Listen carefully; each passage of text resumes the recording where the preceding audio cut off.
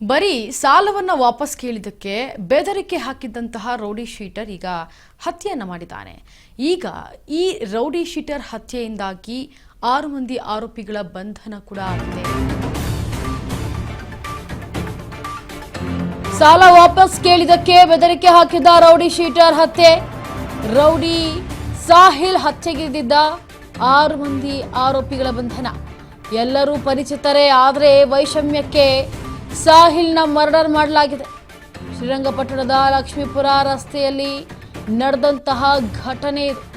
Rowdyism ಮಾಡ್ತಾ ಹಫ್ತಾ ವಸೂಲಿ ಮಾಡ್ತಾ ಇದ್ದ ಮೃತ ಸಾಹಿಲ್ ತನ್ನ ಸಹಚರ ಸುಹೇಲ್ಗೂ ಕೂಡ ಪ್ರಾಣ ಬೆದರಿಕೆಯನ್ನ ಹಾಕಿದ್ದ ಸಾಹಿಲ್ 24 ಲಕ್ಷ ಸಾಲ ಮಾಡಿಕೊಂಡಿದ್ದಂತಹ ಮೃತ ರೌಡಿ ಶೀಟರ್ ಸಾಹಿಲ್ ಸಾಲವನ್ನ ರಿಕವರಿ ಮಾಡುವಂತಹ ವೇಳೆ ಸಾಹಿಲ್ ಕೊಲೆ ಬೆದರಿಕೆಯನ್ನ ಹಾಕಿದ್ದ.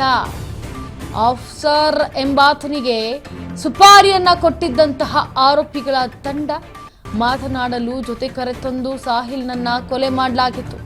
ಇದು ಮಂಡ್ಯದಲ್ಲಿ ಎಸ್ಪಿ ಡಾಕ್ಟರ್ ವಿಜೆ ಶೋಭಾರಾಣಿ ಹೇಳಿಕೆಯನ್ನ ಕೊಟ್ಟಿದ್ದಾರೆ. ಇಷ್ಟಾಗಿ ಸಾಲವನ್ನ ವಾಪಸ್ ಕೇಳಿದಕ್ಕೆ ಬೆದರಿಕೆ ಹಾಕ್ತಾ ಇದ್ದ ರೌಡಿ ಶೀಟರು, ಹಾಗಾಗಿ ಅವನನ್ನೇ ತನ್ನ ಸಹಪಾಠಿಗಳೇ ಎತ್ತುಬಿಟ್ಟಿದ್ದಾರೆ.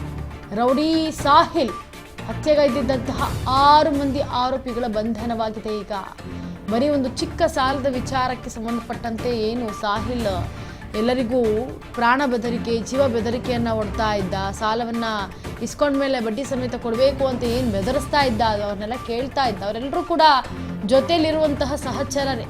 ಆದರೆ ಈ ಒಂದು ದುಡ್ಡಿನ ವೈಷಮ್ಯಕ್ಕೆ 6 ಮಂದಿ ರೌಡಿ ಸಾಹಿಲ್ನನ್ನು ಹತ್ಯೆಗೈದಿದ್ದಾರೆ. ಆ ಹತ್ಯೆಗೈದಂಥ 6 ಮಂದಿ ಆರೋಪಿಗಳನ್ನು ಈಗ ಬಂಧಿಸಿದ್ದಾರೆ ಪೊಲೀಸರು. ಎಲ್ಲರೂ ಇವರು ಪರಿಚಿತರೇ, ಆದರೆ ಸಾಲದ ವೈಷಮ್ಯಕ್ಕೆ ಮಾತ್ರ ಮರ್ಡರ್ ಮಾಡಲಾಗಿದೆ ಸಾಹಿಲ್ನ. ಶ್ರೀರಂಗಪಟ್ಟಣದ ಲಕ್ಷ್ಮೀಪುರ ರಸ್ತೆಯಲ್ಲಿ ನಡೆದಿದ್ದಂತಹ ಭೀಕರ ಹತ್ಯೆಯಲ್ಲಿ 6 ಮಂದಿ ಆರೋಪಿಗಳು ಕೂಡ ಪಾಲ್ಗೊಂಡಿದ್ರು. ಸಾಹಿಲ್ನನ್ನ ಬರ್ಬರವಾಗಿ ಮಾರಕಾಸ್ತ್ರಗಳಿಂದ ಕೊಚ್ಚಿ ಮರ್ಡರ್ ಮಾಡಲಾಗಿತ್ತು. ಈಗ ಅದೇ 6 ಮಂದಿ ಪೊಲೀಸ್ನ ಅತಿಥಿಯಾಗಿದ್ದಾರೆ.